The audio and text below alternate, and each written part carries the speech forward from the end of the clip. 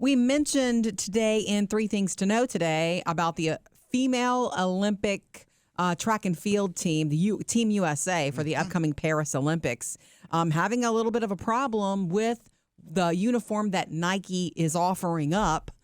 And there's so much to say here, but you have to Google it and see it, the female uniform versus the male. Yeah. Now, going back in track and field events and in all kinds of sports, the female uniforms are often very different. They really are. I played sports in junior high and high school, and one of my coaches, one of her favorite things to say was that when you got your uniform and you got your number and you put it on, and usually it was itchy and it was uncomfortable, and she said, you have one day to complain about it. You can complain about it for one day on this court during this practice, but I don't want to hear anything else about the uniform the rest of the season, because this is, if you want to play, this is what you wear. Yeah. Right. Fast forward to today, though, can you imagine training your whole life for this event, and this is what you're given, and you feel like it doesn't cover you enough. It's not modest enough. It's and not. You have to Have wear you seen it? Yes, I've seen it. It's not enough material. So I guess what I don't really understand looking into it, though, it's not the only option. There are like 25 different options. So that's what Nike's saying, that they have a number of uniform options. I mean, so the one that I see that, is making the headlines on a mannequin certainly looks like it's a unitard thing. Right, exactly. Yeah. It looks unusually revealing, but I guess what I don't understand is if it would be different if everybody were required to wear the same thing. But if there are 25 options, then the easiest way to show your disapproval is not to wear it, right? Yeah, that's true. It'll be just curious. It's interesting to see. I can't imagine any woman choosing to wear that. Right. So has Team USA actually come out and said, is that what's happened? No, I some haven't of the heard female anything athletes from the team, an official word from Team USA. Nike, they did respond.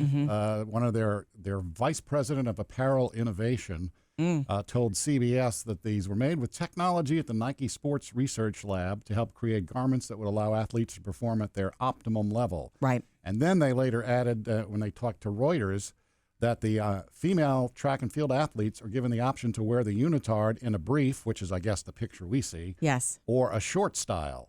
The full set for both men and women includes upwards of 50 different pieces, 12 different styles, depending on the specific event to be participated in. So I understand there are options. We're all focusing on this one, but that's the one we're seeing.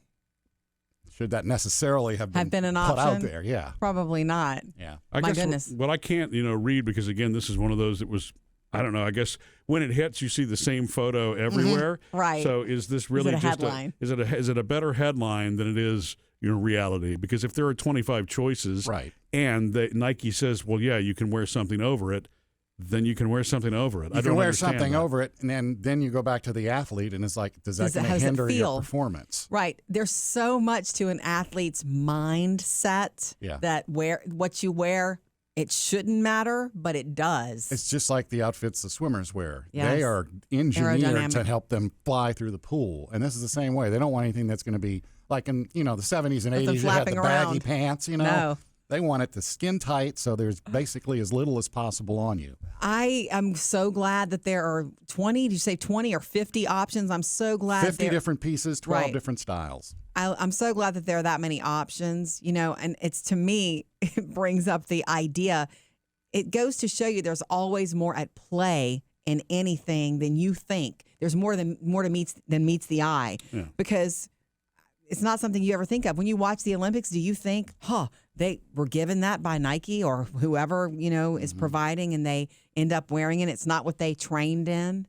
That's a thing that we don't think about as a consumer, as someone watching the Olympics. Yeah. So many little things. And then you hear about when they, an Olympics village, and they're dealing with the food is not what they thought. If you're traveling somewhere, and there's so much at play. It's just interesting. Well, we have I don't know what the timeline is on this, but, we have a few months that Nike could come back and say, here is another option for the female kit, right, whether they want to do that or not. It seems to me Team USA is actually who needs to speak up before Nike comes back and says anything. If Team USA hasn't made a comment, I mean, to me, that's what we need to know is how does the Olympic team actually feel about it overall, and let them make the statement to Nike. This is not something that needs to be in public opinion. To me, this is one of those things that is it's between the athletes who are involved in it. They've got choice. They can certainly say that the things that aren't appropriate, don't wear it, and then let Team USA work that out with Nike. You know? Yeah, and to me, I don't know if if this is at play either, but if you have a team and you have, 5, 6, 7 people competing on your team, don't you want them all wearing the same thing? Or variations of it. Well, the same scheme. Yeah. Same it does color need to be the scheme. same scheme. And see, I don't know how aware of it you guys are about this, but baseball had the same situation during spring training with Nike. Nike has had the baseball jersey contract for 3 years. Okay. 2 years, they just kept things the way they were. This year, they decided to innovate with their technology lab. Oh, wait. Well, I saw the very futuristic looking. Yeah, the uniforms, the guys were saying, I don't know where it stands right now because it was kind of just like this. It all blew up for a few weeks and then it died down back in spring training, but the jerseys were not fitting well. The pants, a lot of the pants were see-through. They were showing guys where you could see their underwear and strap and all that stuff through the pants. And you could see how much change was in their pocket, basically, almost. And the jerseys were ill-fitting. They had smaller lettering on the back. It was I remember reading all about that. Not all the players, but a number of the players were like, I can't play like this. Right. And like the gray jerseys, the top gray did not match the bottom gray. And it's like, these are supposed to be one shade of gray.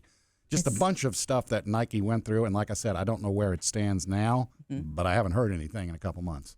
It's a division of Nike that's interesting. Yeah. It's interesting the problems that they encounter because they're trying to, I guess. Well, I think with this much, media pressure, of course, every major outlet has picked the story up now. Yeah. It's going to mean, Nike's already responded, like you said. If Team USA has not been responding, and some of the articles that I saw said that neither Nike or Team USA had responded to their request. It was like big, like NBC and some of the bigger. But at some point, Team USA, I'm sure, will absolutely step forward and make a and make a statement. And maybe that way we'll get the real story behind it. I certainly don't think that anybody should be forced to wear something that they're of course not uncomfortable wearing. It doesn't read to me like that's the case right now, though, right? With as many choices. It's just, it has sparked criticism. Sure. That's what that means.